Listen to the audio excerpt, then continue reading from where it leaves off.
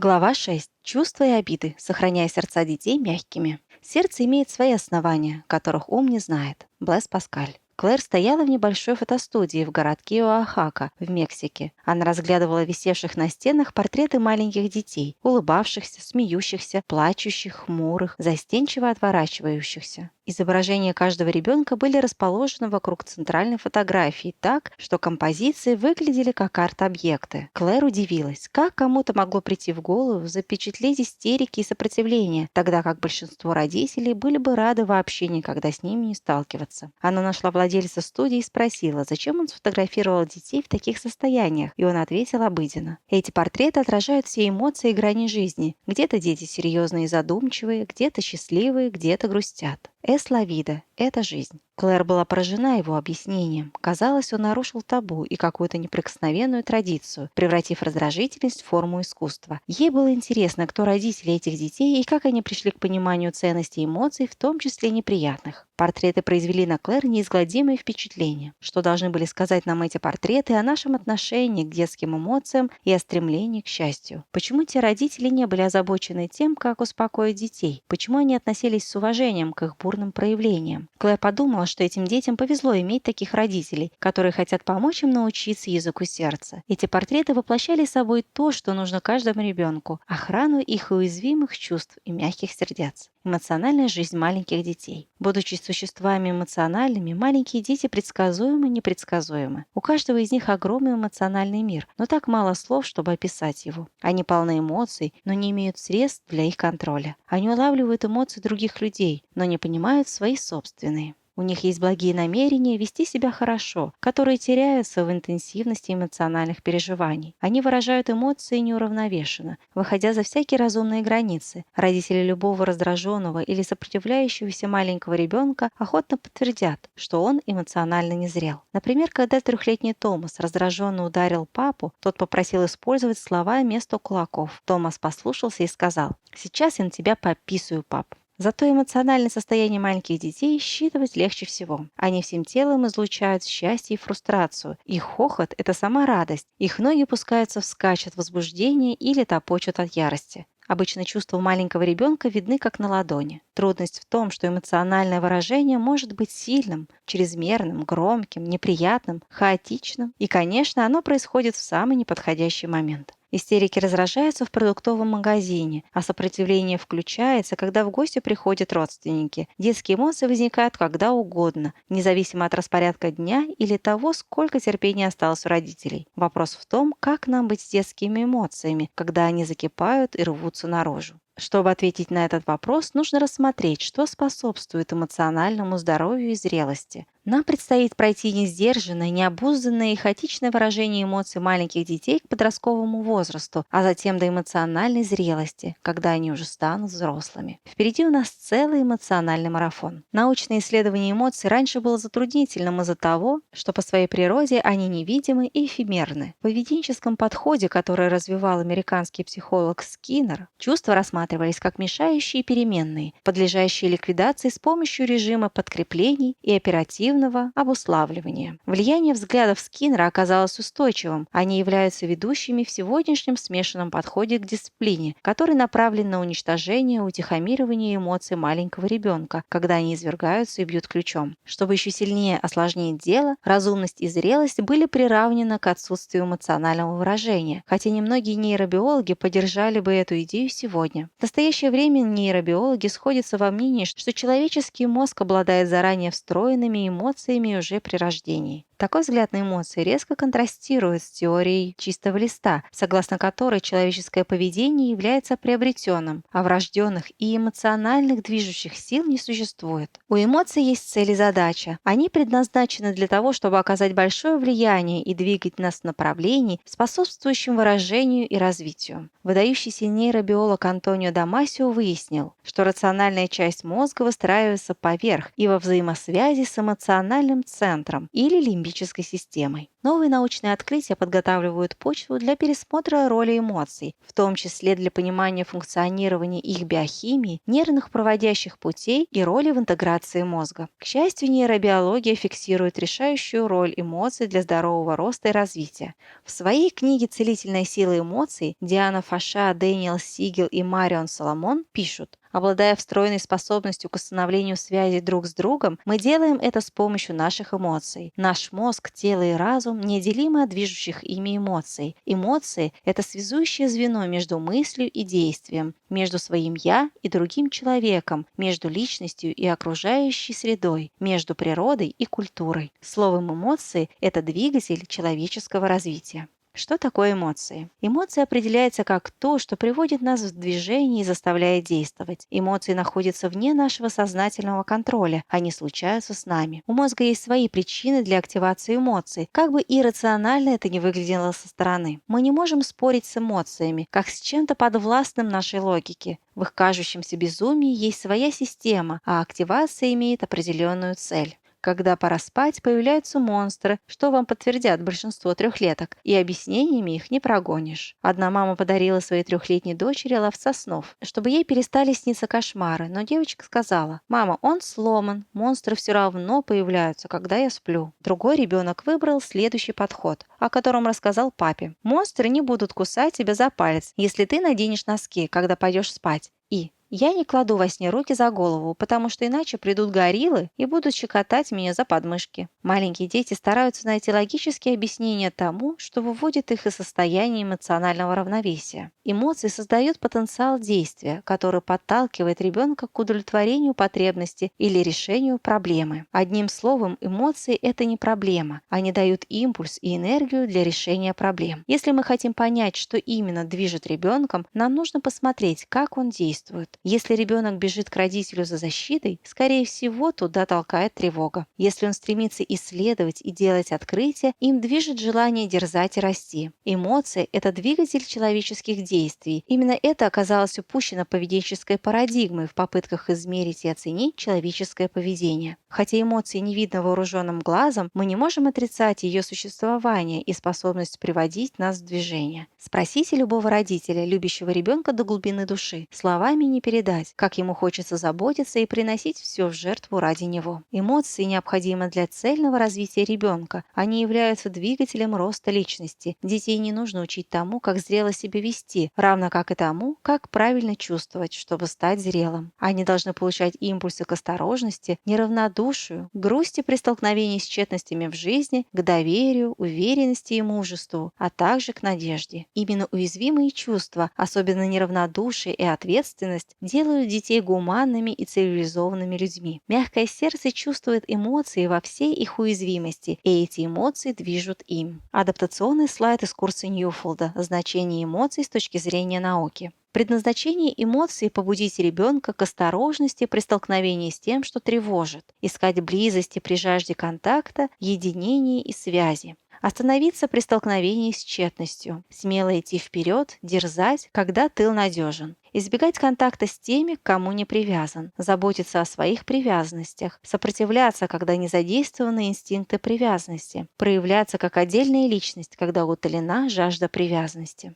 5 шагов к эмоциональному здоровью и зрелости. Родители – это первые проводники ребенка к пониманию импульсов, эмоций и волнений в его эмоциональной системе. Задача заключается в том, чтобы развить в нем способность подчинять эмоции системе намерений, рефлексии и принятия решений так, чтобы ребенок начал делиться ими ответственным образом. Если развитие идет в правильном направлении, эта способность постепенно появляется вместе с интеграцией мозга в период от 5 до 7 лет или от 7 до 9 у более чувствительных детей.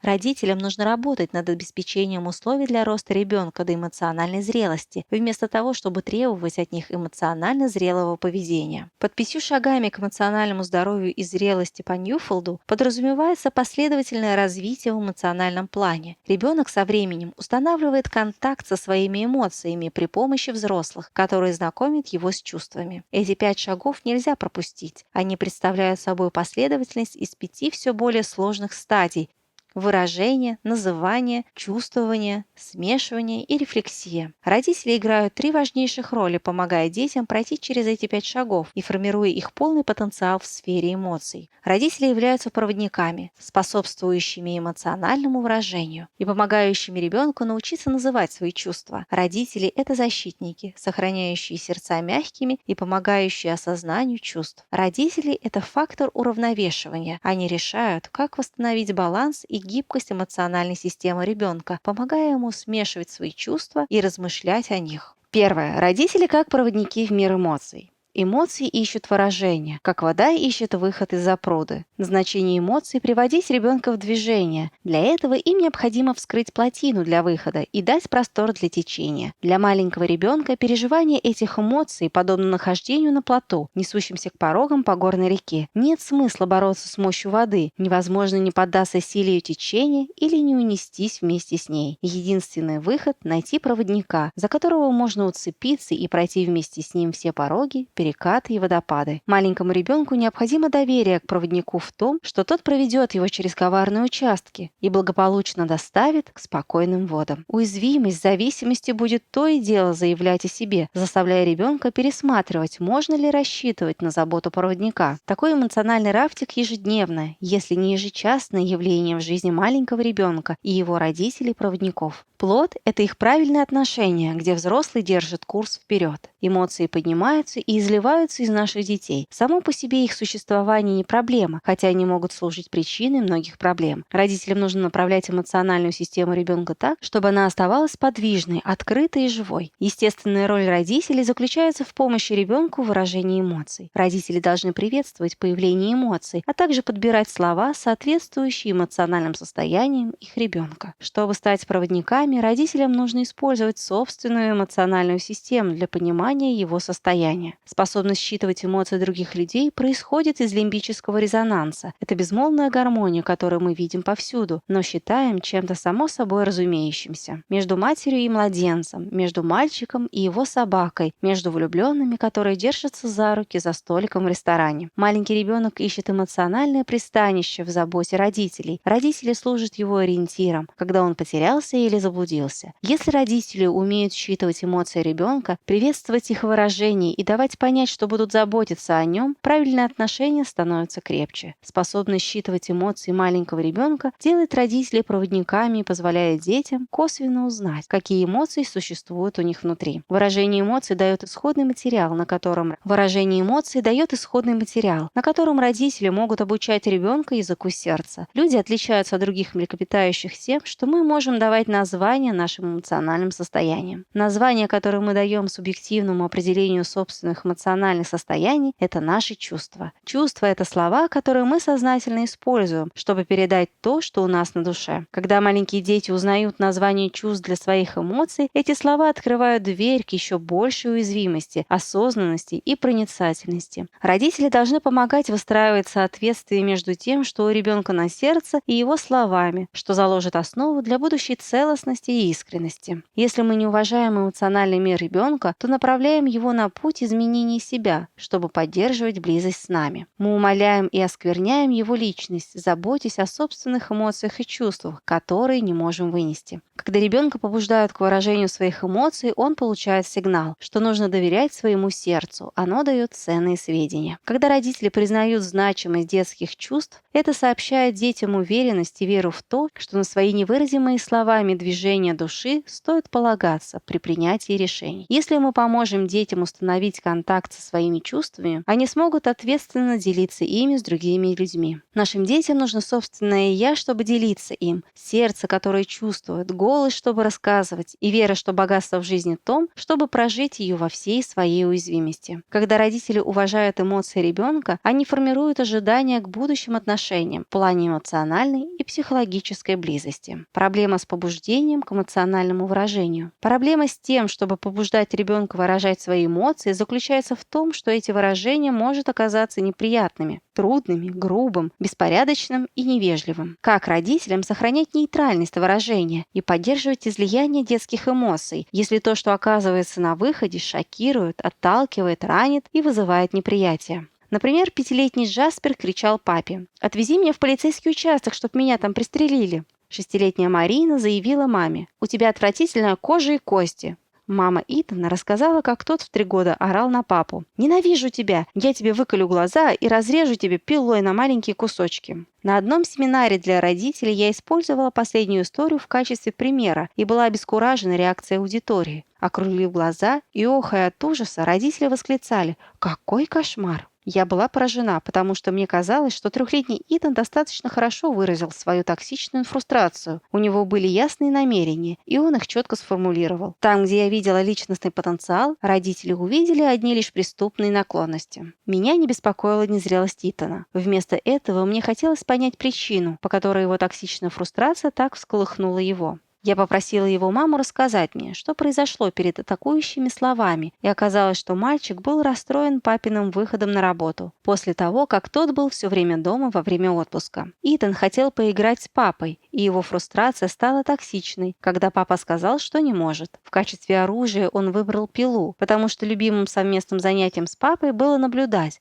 как тот пилит дрова. Итан нуждался в ком-то, кто бы дал его чувствам простор для выражения и назвал словами то, что творится у него на сердце. Этому эмоциональному процессу и облегчению мог помочь только тот, с кем у мальчика были хорошие отношения, кто понимал его чувства, кто признавал всю сложность принятия ситуации и кто мог смягчить его фрустрацию своей теплотой. Ответом на эмоции Итана была забота. Ему нужно было услышать слова вроде: «У тебя все пошло наперекосяк, ты хотел бы поиграть с папой, а он не может». Или «Ты так недоволен тем, что папе пора на работу?» Как только на глазах Итана навернулись бы слезы, его сердце смягчилось бы, и он бы приблизился к принятию одной из самых суровых жизненных истин. Иногда мы не можем удержать рядом тех, кого любим. Зачем наказывать ребенка за то, что он борется с этим? Итан хотел контакта и близости с папой. Он получил момент единения с мамой, которая провела его к причине фрустрации и, в конце концов, к слезам. Родителям бывает весьма сложно догадаться о смысле эмоций маленьких детей, но помощь в выражении чувств не требует их понимания. В основе родительских сомнений и страха по поводу того, чтобы дать простор выражению, лежит идея, что если ребенку дашь палец, он и всю руку откусит.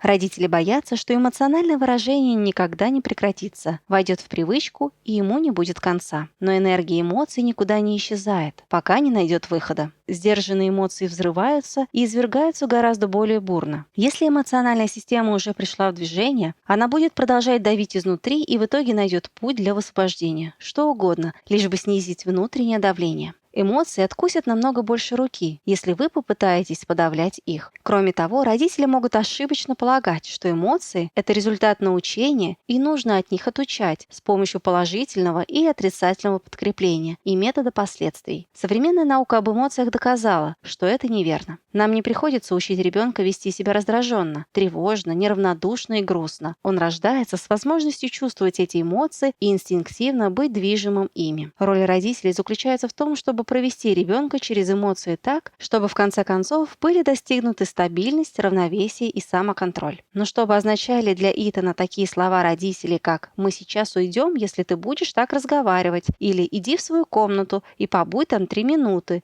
или «как тебе не стыдно так разговаривать с папой?» Такие вещи говорят только грубые мальчишки.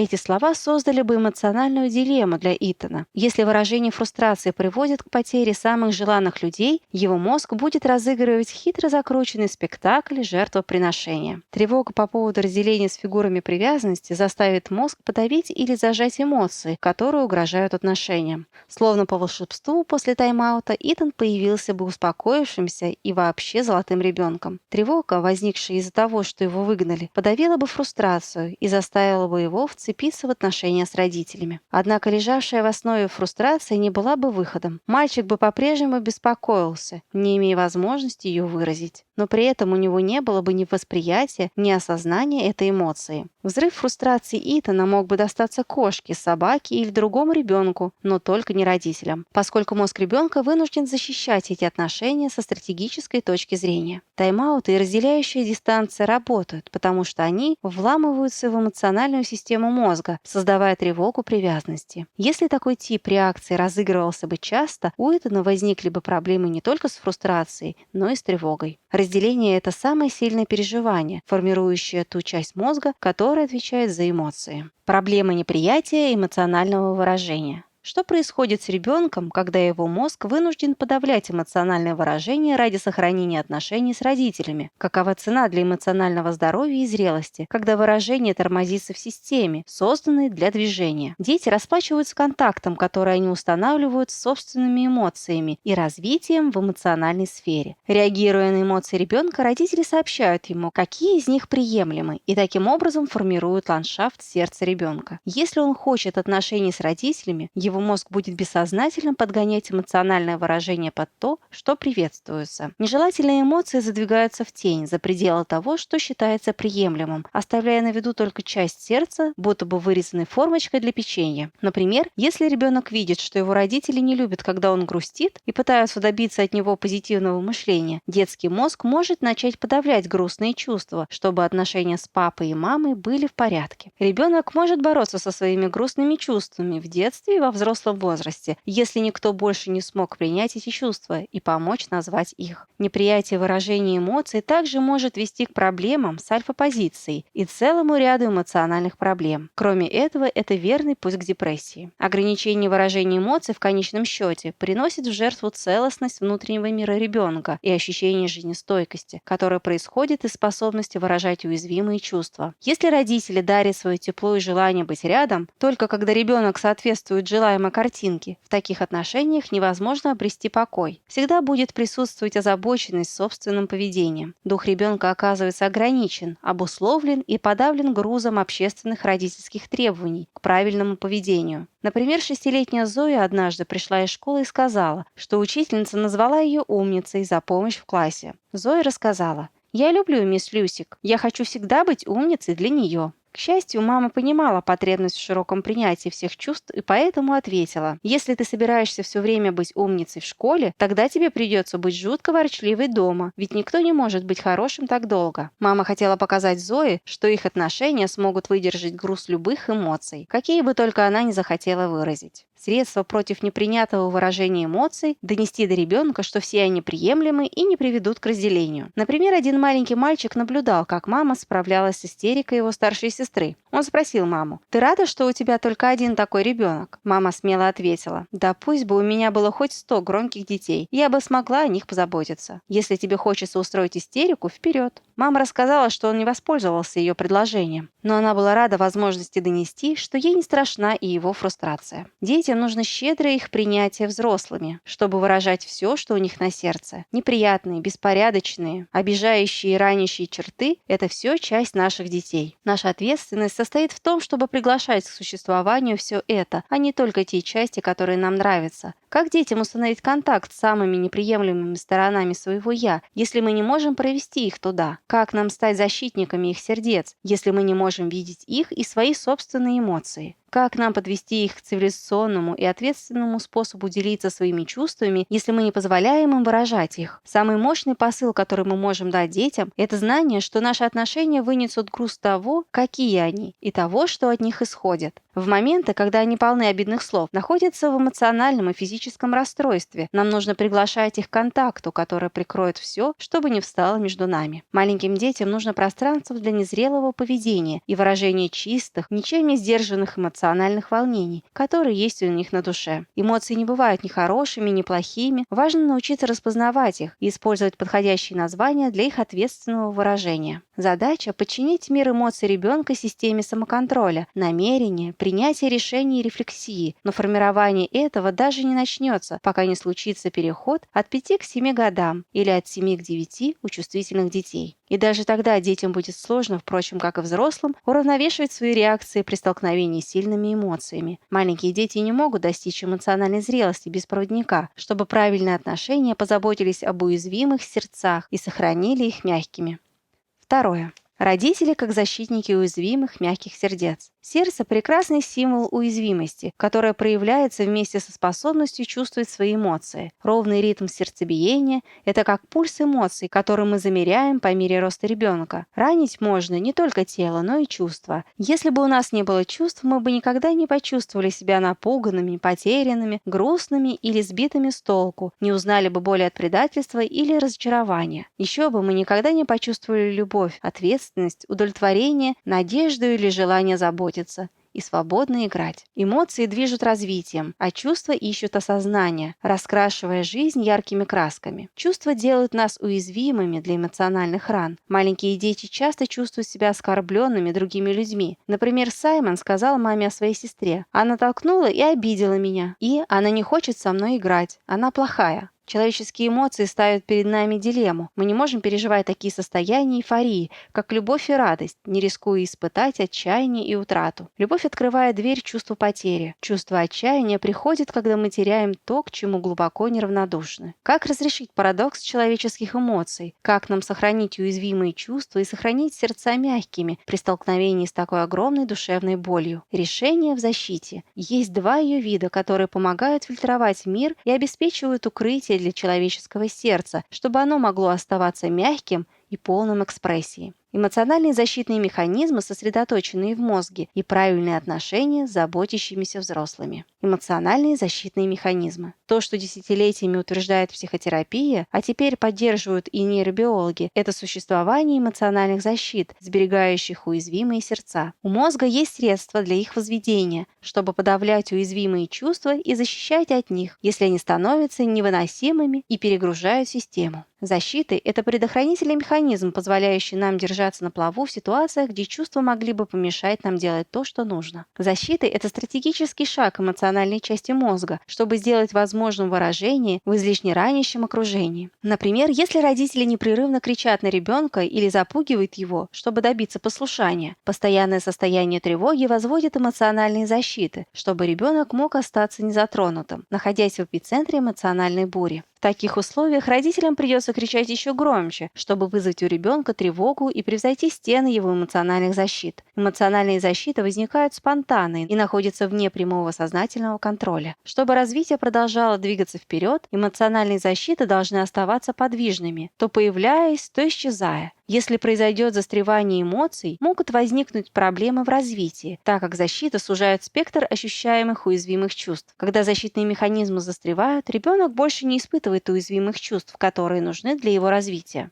В особенности затрагивается чувство неравнодушия к другим людям и восприятие заботы. Кажется, что у таких детей больше нет мягких сердец, которые можно было бы тронуть до слез, которые проявляли бы страх в соответствующих ситуациях. Эти дети представляются нам ожесточенными, без каких-либо признаков уязвимых эмоций. Уязвимые чувства, от которых, скорее всего, появляется защита, это тщетность, обида, зависимость, удовлетворение, смущение, стыд, тревога, неравнодушие и ответственность. Как неравнодушие, так и ответственность требуются для выражения эмпатии, которая будет отсутствовать во взаимодействиях ребенка с другими людьми, если он защищен от этих чувств. Если у ребенка появятся эмоциональные защиты, он, скорее всего, перестанет видеть и слышать вещи, которые могли бы его ранить. В том числе он не сможет замечать свои ошибки, не будет помнить события, которые могут вновь вызвать уязвимые чувства, не сможет видеть надвигающиеся неприятности или отвержения и будет иметь значительные проблемы с вниманием. Одним словом, он не сможет видеть или слышать все, что заставляет его расстраиваться. Как правило, взрослые не замечают исчезновения уязвимых чувств ребенка, зато они видят проблемы с поведением, которые вытекают из отсутствия тревоги, тщетности или чувства неравнодушия. Например, ребенок не может полагаться на родителей или постоянно заявляет: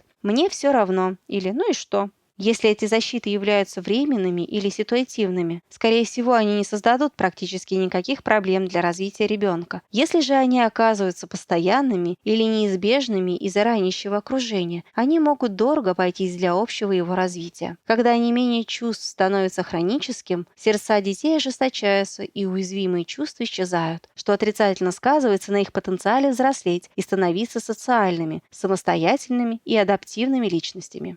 4-летнюю Энни отправили к бабушке на 3 недели, потому что мама уехала в командировку. Внезапно Энни перестала замечать вещи, которые обычно ее тревожили. Она играла с соседскими детьми, которые бесщадно дразнили ее, но то ли она не осознавала, что это насмешки, то ли они ее не задевали. Кроме того, с Энни стало все время что-то случаться. Она начала мочить штанишки, хотя давно уже умела ходить на горшок. Более того, когда обнаруживались лужи на полу, она была совершенно уверена, что их сделала не она. Уязвимость разлуки с мамой и необходимость остаться с бабушкой, к которой девочка не была глубоко привязана, причинили ей слишком сильные эмоциональные страдания. Ее мозг компенсировал это, подавив мучащие и уязвимые чувства и ощущения. Это позволяло Энни переносить разлуку. Однако создавало ряд других проблем. К счастью, когда мама вернулась и потратила некоторое время на общение с дочкой, а также на возвращение ее к обычному распорядку дня, эмоциональные защиты наконец спали, и нежные чувства восстановились. Когда эмоциональная система Энни начала оттаивать, девочка перестала мочиться мимо горшка и смогла выплакать то, что ее оставили с бабушкой. Кроме того, мозг может выстраивать эмоциональные защиты для того, чтобы уклониться и избежать привязанности к кому-то из опасения, что этот человек может нанести обиды и душевные раны. Например, один папа позвонил мне в отчаянии из-за того, что его 4-летний сын Эйден убежал от него в парке после драки с братом и маминых сердитых слов. Эйден, не глядя по сторонам, перебежал через оживленную улицу и исчез. В конце концов, родители обнаружили его дома. Он прятался в своей комнате, отказывался выходить и не хотел никого пускать к себе. Они ждали, когда он выйдет, и говорили, что будут рядом, но не станут его заставлять. Постепенно его эмоциональные защиты спали, и он показался из комнаты. Родителей встревожило поведение Эйдена, и они искали помощи в понимании происшедшего. Когда они начали понимать, как чувствителен Эйден и как легко его ранить обидными словами, они стали использовать менее эмоционально провоцирующие способы взаимодействия с ним. Нанесение эмоциональных обид часто становится настоящим испытанием при заботе о чувствительных детях. Они способны расслышать нотки фрустрации в голосе родителя и заметить надвигающиеся выражения недовольства на его лице. И их мозг может тут же выключить их из отношений из-за предчувствия душевных ран. Такие дети убегают, прячутся, не слушаются и не подчиняются, делают противоположное тому, что от них ожидается, и становятся неуправляемыми. Для оптимальной работы эмоций ребенок должен быть способен выражать целый ряд таких уязвимых чувств, как усталость, если нужен отдых, неловкость, когда застали врасплох, осторожность при тревоге, сожаление, когда случилось что-то нехорошее, надежду при мыслях о будущем, неравнодушие к другим людям или обиду, когда оскорбляют. Признаки того, что мозг ребенка возвел эмоциональные защиты. Ребенок перестает говорить о своих страданиях и обидах. Он перестает ощущать опасность и тревогу в ситуациях, когда должен был бы. Он перестает замечать отвержение или не может уберечься от неприятностей. Он перестает адаптироваться к отсутствию чего-либо и утратам в своей жизни, что часто сопровождается повышением фрустрации и агрессии. Он перестает ощущать пустоту или желание, сохраняется постоянный уровень скуки. Когда детский мозг вынужден защищаться от невыносимых ран, работа по смягчению сердца ребенка с помощью отношений падает на плечи взрослых. Адаптированный слайд из курса Ньюфилда «Значение эмоций с точки зрения науки». Уязвимые чувства, против которых защита возникает в первую очередь. Тщетность, грусть, разочарование, скорбь, сожаление. Зависимость, пустота, потребность в ком-то, тоска по кому-то, одиночество, незащищенность. Застенчивости и робости. Замешательство, в том числе смущение. Стыда, со мной что-то не так. Обиды, оскорбление чувства, душевные страдания, огорчения. Тревоги, опасения, беспокойство, тревожность и страх. Заботы, сочувствие, эмпатия, преданность, участие, неравнодушие, удовлетворение нужд, ощущение ценности и заинтересованность. Ответственности, вина, раскаяние, стремление сделать как лучше, покровительство.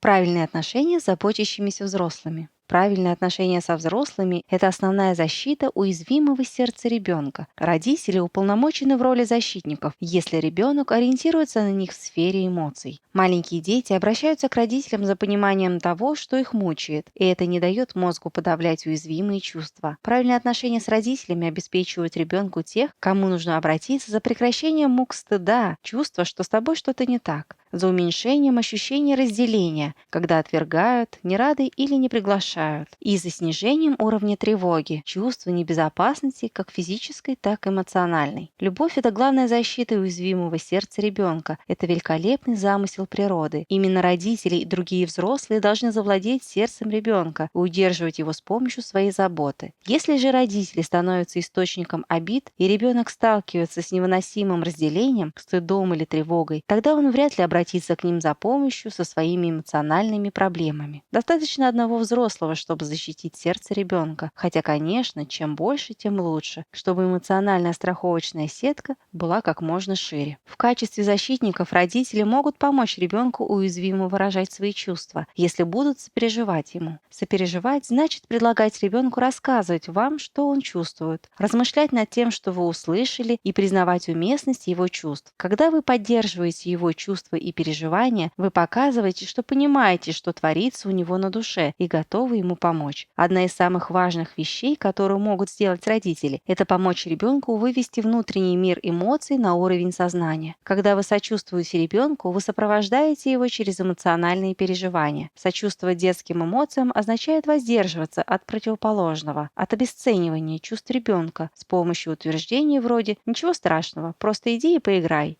или «не волнуйся из-за ошибок, мы все так учимся». Не признавая или отрицая детские чувства, мы не создадим пространство, которое нужно им, чтобы распознавать, называть и понимать свои страхи, желания и фрустрацию. Среди прочих бесполезных ответов – это попытки рационализировать чувства с помощью логики. Например, «пусть тебя не беспокоит то, что говорят другие, их слова не должны тебе задевать». Или «как это я тебе никогда ничего не покупаю? Какой же ты неблагодарный? Я же на днях купила тебе». От чувств нельзя избавиться с помощью объяснений. Напротив, нам надо вытащить на белый свет свою зависть, грусть и чувство утраты. Также бесполезно в ответ на детские эмоции давать инструкции, как ребенку справляться с чем-либо или пользоваться возможностью преподать урок. Если бы твои вещи лежали на своих местах, ты бы знал, где тебе искать то, что тебе нужно. Сопереживание детским чувствам должно показывать истинное желание знать, что у ребенка на сердце, и нести ответственность за помощь в проживании эмоций. Например, одна мама рассказала, что однажды ее ребенок был недоволен тем, что надо идти в детский сад, и стал называть все подряд дурацким. Маму это расстроило, и она попросила его прекратить ругаться. Когда он этого не сделал, она пригрозила ему, что запретит в течение недели играть на iPad. В ответ на эту угрозу сын ударил ее. Мама спросила меня, как ей нужно было вести себя. И я рассказала ей, какие чувства можно было бы достать на поверхность, сопереживая сыну. Можно было бы сказать: «Вижу, ты недоволен, что сегодня надо идти в детский сад». Или «Тяжело идти в детский сад в понедельник после веселых выходных, когда ты мог играть и не нужно было работать». Или «Вижу, ты сегодня расстроен. Что случилось?» Сопереживание фрустрации ребенка помогло бы снизить ее, при этом повысило бы его осознанность по поводу этого чувства и помогло бы научить выражать ее более уместными словами. Маленьким детям не хватает опыта в понимании собственного эмоционального мира. Сопереживая, родители могут вывести уязвимые чувства ребенка на уровень осознания и показать, как делиться ими ответственным образом. Один из самых крупных источников эмоциональных обид маленьких детей – это другие дети. Ребенку нужны сильные защитники взрослые, чтобы оберегать его уязвимое сердце от ожесточения из-за раннего общения со сверстниками. Родители шестилетнего Джека обратились ко мне за помощью. Поскольку он единственный ребенок, родители организовали для него регулярные встречи с другими детьми для игр. Они исходили из ошибочного предположения, что взаимодействие со сверстниками нужно для обучения навыкам общения. Когда Джек пошел в подготовительную группу, ему нравилось проводить время с ровесниками, и к первому классу он уже был от них зависим. Он постоянно говорил, что хочет быть со сверстниками, был недоволен и скучал, когда расставался с ними, не слушался родителей и учителей и разговаривал со взрослыми неуважительно. Как только родители поняли, что корень проблемы в ориентации на сверстников, они стали как можно активнее налаживать и укреплять отношения с сыном. Родители снизили частоту встреч Джека с друзьями, устраивали семейные ужины, сократили пребывание в группе продленного дня и время игры на электрических устройствах. Они стали укреплять отношения между Джеком и его учительницей и привлекли тетушек, дядюшек, бабушек, дедушек и младших кузенов для того, чтобы выстроить естественную иерархию привязанности. За несколько месяцев родители достигли значительных успехов и были в восторге, когда Джек начал слушаться их и обращаться к ним за помощью. Однажды папа вез Джека домой из школы, и у них случился такой разговор о мальчике с командирскими замашками, который учился с Джеком в одном классе. «Джек, папа, у меня есть пресс». Отец: «Пресс? О чем ты?» Джек: «Кейтен попросил меня задрать футболку, чтобы посмотреть, есть ли у меня пресс. Я задрал, и он сказал, что у меня его нет». И все засмеялись. Отец: «Джек, должно быть, тебе было неприятно. Что ты почувствовал?» Джек: «Я был очень смущен, потому что не знал, что это такое. Кейтен вечно лезет ко мне. Мне это не нравится». Отец: Представляю, как тебе было неловко и обидно. Мало у кого есть пресс, Джек, и это означает, что эти люди тренируются и у них крепкие мышцы на животе. Посмотри на меня. Есть у меня пресс? Нет. Видишь, у меня тут немного жирка, и это нормально. Ты просто такой же, как я, и как большинство людей. Неделю спустя Джек сел в машину после школы и рассказал папе. Кейден подошел ко мне сегодня и сказал, что у меня нет пресса. Я сказала ему, что на самом деле пресса нет ни у кого, и со мной все нормально. Кейден не знал, что мне ответить, и просто ушел. Рассказав мне эту историю, папа Джека быстро перешел к обсуждению других вопросов, но я остановила его и спросила: «Вы понимаете, что вы сделали для сына?» Его озадачил мой вопрос, и тогда я сказала: «Ваш сын теперь всегда носит в школу кое-что в рюкзаке». Папа все еще не понимал, о чем я, и я добавила: «И это вы. Он всегда берет с собой в школу вас. Ощущение того, что вы любите его таким, какой он есть, таким похожим на вас. Это и есть уверенность, которую вы восстановили». Мы оба помолчали, потому что зрелище, открывающееся нам во всей отчетливости и совершенстве, было прекрасно. Папа стал защитой для сердца своего сына. Исследования психологической устойчивости за последние 35 лет подтвердили связь между эмоциональным здоровьем, социальным успехом ребенка и крепкими заботливыми отношениями со взрослыми. Даже когда ребенок сталкивается дома с буллингом, бедностью, пагубными зависимостями, алкоголизмом, наркоманией или психическими заболеваниями, наличие замещающих взрослых, бабушек, дедушек, взрослых в школе или при церкви – это единственный и самый мощный фактор защиты эмоционального благополучия. Психологическая устойчивость – это одно из самых важных качеств, которые нам нужно развивать в наших детях. К сожалению, идея, что отношения – это ответ на уязвимость человека, не была воплощена на практике. По-прежнему существует тенденция учить маленьких детей приемам, методикам и стратегиям, как быть психологически устойчивыми, как будто этому можно научиться, словно школьному предмету. Дети не были созданы для того, чтобы отвечать за защиту и мягкость своих сердец. Психологическая устойчивость появляется естественным образом, благодаря правильным отношениям, в которых взрослые становятся защитниками эмоций перед лицом страданий. Важно, к кому ребенок обращается, когда огорчен, кому рассказывает свои секреты, кому проливает свои слезы и кому доверяет руководство над собой. Ребенку необходимо четко видеть, чувствовать и слышать посыл от родителей, что они верят в него и на них можно положиться. Родители должны подтверждать, что обиды – это часть жизни и что решение заключается в том, чтобы держаться за кого-то, кто держится за тебя. Когда дети чувствуют, что они важны для родителей, мнение других людей оказывается не таким уж приоритетным. Нам не нужно беречь детей от ранящего мира, в котором они живут. Это невозможно. Наша задача – ни в коем случае не отправлять их туда с пустыми руками. В основе психологической устойчивости, эмоциональной уязвимости и мягкости сердца лежит простая истина. Тот, кому ребенок отдает свое сердце, обладает силой, чтобы защитить его сердце своим собственным. Мы должны взять на себя ведущую роль в танце привязанности, чтобы стать той защитой, которая нужна мягким сердцам наших детей. Третье. Родители как фактор уравновешивания. По причине незрелости у маленьких детей отсутствует внутренний контроль над эмоциями. Зрелая эмоциональная система поможет им понять свои эмоции и ответственно поделиться ими, однако это требует определенного развития мозга. С маленькими детьми дело осложняется тем, что они могут испытывать только одну эмоцию в каждый момент времени. Они не способны смешивать и интегрировать чувства до тех пор, пока их мозг не созреет, а эмоции не будут распознаны по отдельности. Из-за этого они не могут уравновешивать себя, сталкиваясь с сильными эмоциями. Уравновешивать означает служить нейтрализующей силой или противовесом, чтобы смягчать, умерять, сдерживать, облегчать, снижать или успокаивать. Это слово точно описывает действия родителей, сталкивающихся с сильными эмоциями своих маленьких детей. Уравновешивание – это активная роль, не перекладывающая ответственность за эмоции на плечи ребенка. Для уравновешивания детских эмоций требуется способность считывать эмоциональное состояние ребенка и определять наилучший способ приведения к эмоциональной стабильности и равновесию. Задача взрослого – не запутаться в детских эмоциональных реакциях и не потерять собственное равновесие в процессе. Когда я думаю о скорости и силе эмоций маленького ребенка, мне в голову приходит образ поезда. Когда ребенок по-настоящему возбужден, он обретает энергию несущегося полным ходом состава. Практически ничто не может остановить его, и еще ко всему прочему есть риск схода с рельсов. Сталкиваясь с такой энергией эмоций, родители чувствуют, будто их парализовало, и обычно говорят ребенку остановиться или прекратить, но безрезультатно. Как-то раз на моей лекции одна мама спросила меня, что мне делать, когда мой ребенок дерется и бросается в меня разными предметами. Ее подруга, сидевшая рядом, ответила: «Уворачивайся».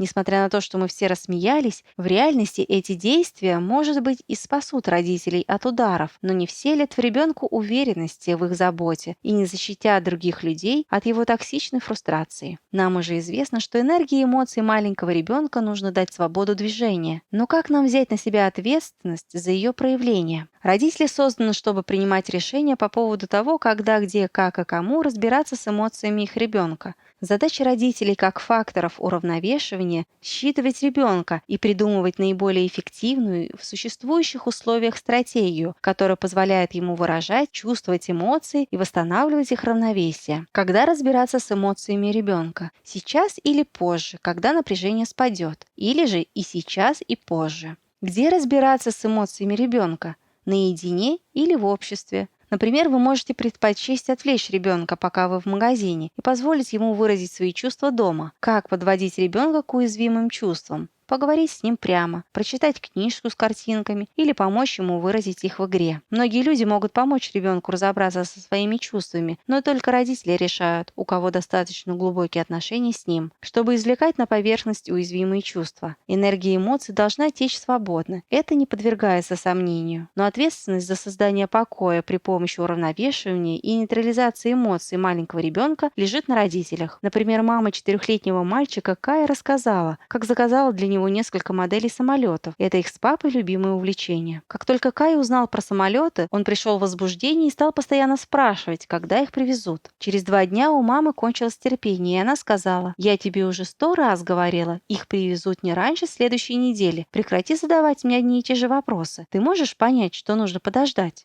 Но Кай был не способен на терпение, поскольку для этого нужно смешать 2 чувства – фрустрацию и неравнодушие. Желание получить самолеты мучило его. Кай чувствовал только сильное желание, но он был слишком закрыт, чтобы дать волю слезам по поводу того, что нужно ждать получения вещи, которую он хочет прямо сейчас. Его папа ответил на его нескончаемые вопросы, сочувствуя его огорчению. «Я знаю, как тебе нравятся эти самолеты, и ты так рад, что получишь их по почте. Очень тяжело слышать, что придется подождать. Тебя так расстраивает, что их еще нет здесь». Применив такой ход, папа смог растопить фрустрацию Кая в слезы. После того, как Кай поплакал, он наконец смог осознать тщетность вопросов о самолетах и о том, когда же они наконец приедут, и прекратил это делать. История Кая служит примером отсутствия у маленьких детей способности приводить в порядок свою эмоциональную систему, когда они сильно взволнованы. Когда мы требуем от ребенка прекратить, это уменьшает или видоизменяет выражение эмоций, вместо того, чтобы помочь в понимании переживаемых им чувств и того, что с ними делать. Именно поэтому родители должны стать фактором уравновешивания и перейти от требований прекратить к нейтрализации энергии детских эмоций. Наши маленькие дети были бы рады, если бы мы поняли, что их эмоциональная незрелость может приводить к импульсивному, агрессивному, нечуткому, эгоцентричному поведению. Им нужна помощь и руководство для становления как эмоционально зрелых личностей и в способности устанавливать ответственные отношения. Это значит, что взрослым нужно будет установить отношения с чувствами их ребенка. Родители должны помочь детям в изучении языка сердца, чтобы дать им время, пока не разовьется контроль над эмоциональными импульсами, и уравновешивать их резкие реакции. Дети не могут развиваться и расти в эмоциональном плане без отношений со взрослыми, которые защищают и оберегают их мягкие сердца.